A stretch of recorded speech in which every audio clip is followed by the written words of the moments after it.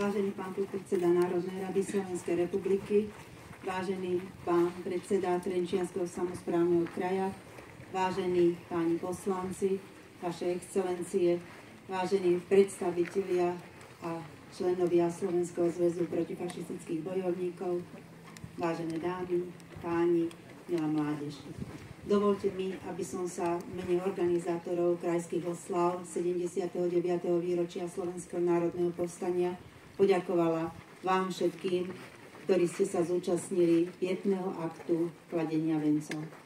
Teraz mi dovolte, aby som odozdala slovo a požiadala pána podpredsedu Národnej rady Slovenskej republiky Juraja Blanára o pozdravný príhovor.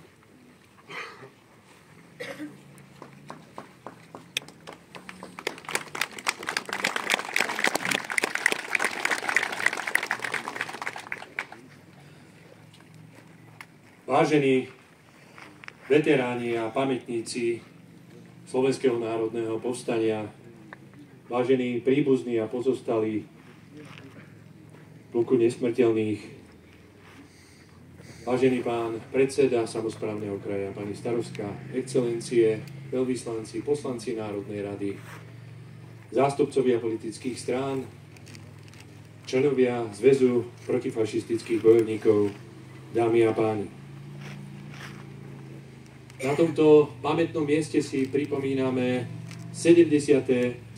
výročie Slovenského národného povstania. Povstania, ktoré sa zapísalo ako jedno z najväčších národných povstaní druhej svetovej vojny. Kedy naši predkovia a otcovia vedeli presne rozoznať, čo je zlo a postavili sa mu čelom.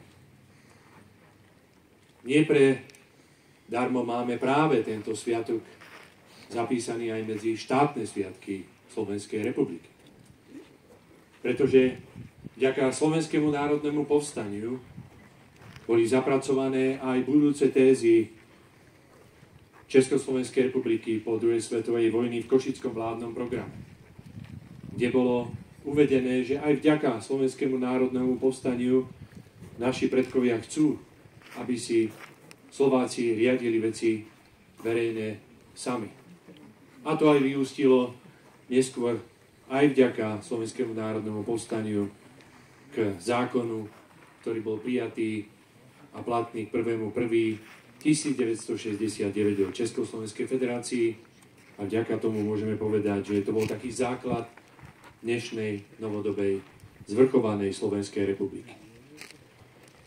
Čo to bolo Slovenské národné povstanie? Bol to spontánny odpor všetkých zložiek, ktoré sa dokázali spojiť proti nacistickému fašizmu. Proti fašizmu, ktorého zverstva nepoznali hranice. Aj toto pamätné miesto si pamätá zverstva, ktoré sa tu diali. 7 už nemocných, alebo, ak môžem povedať, zranených ľudí tu upálili zaživa. Áno, a boli to práve jednotky jedného známeho pluku, ktorí používali v boji proti partizánom, ktoré nazvali Edelweiss, ktoré má na svedomí viac ako 5000 obetí. Civilných obetí, ktoré sú pochované v 211 hromadných hroboch po celom našom Slovensku. Prečo to hovorím? Hovorím to preto, že pre nás je niečo ako vysloviť slovo Edelweiss, jednotka, ktorá bojovala a vraždila našich predkov, niečo, čo je veľmi hlboko zapísané v našej pamäti. A preto nedokážeme len tak tolerovať, ak niekto rovnako v dnešnej dobe v boji používa toto pomenovanie proti druhým, pretože tým sa dotýka aj nás. Pamätajme na všetkých tých, ktorí padli a obetovali svoje životy v Slovenskom národnom povstaní. Všetkých tých, ktorí prišli o svoje obydlie. Viac ako 111 obcí bolo vypálených. Kľak, Kalište, Skýcov, Zliechov, Čičmany. Ale v tom zozname je rovnako aj Uhrovec. A množstvo nevinných obetí. Máme to na pamäti ako memento, že nikdy viac nemôžeme dopustiť to, aby zbrane hovorili skôr, ako sa ľudia dohodnú.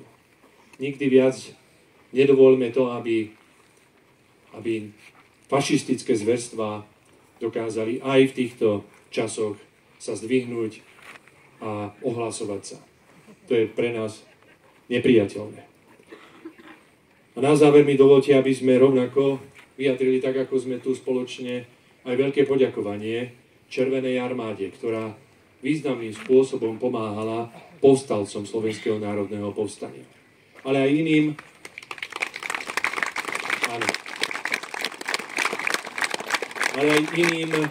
národom, ktoré sa zapojili do Slovenského národného povstania. Rumunov, Čechom, Francúzom. Všetci tí bojovali za našu slobodu proti nenávidenému fašizmu. Pamätajme na nich a nedovoľme, aby táto pamiatka bola poškvrnená. Tí, ktorí v tej dobe položili svoje životy ďaleko od svojich rodín, sú hlboko zapísaní v našich srdciach a to je jedno, či bojovali pod červenou hviezdou alebo mali nejaký iný znak. Dôležité, že bojovali proti fašistickému Nemecku, proti zlu, proti netolerancii, proti nadvláde zla. Majme to na pamäti a majme ich v úcte. Rovnako ako aj všetkých tých, ktorých je z roka na rok čoraz menej priamých účastníkov Slovenského národného povstania, ktorí obetovali svoj život a už nie sú medzi nami. Dámy a páni, nech žije Slovenské národné povstanie, nech žije naša zvrchovaná Slovenská republika. Ďakujem za pozornosť.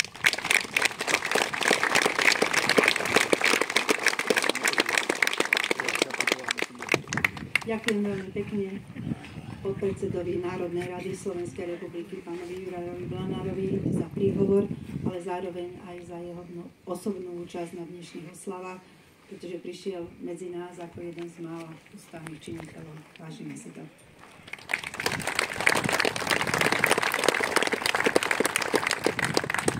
Milé dámy, páni, ctení hostia, dovolte mi, aby som vás pozvala teraz do prírodného amfiteátra, kde naše krajské oslavy pokračujú príhovormi hostí. Prihovorí sa vám predseda Trenčianskeho samosprávneho kraja a ďalší hostia a po ich vystúpení bude nasledovať bohatý kultúrny program. Takže tešíme sa, že dnes aj počasie nám praje a že budeme môcť stráviť dnešné pekné popoludne. Ďakujem veľmi pekne.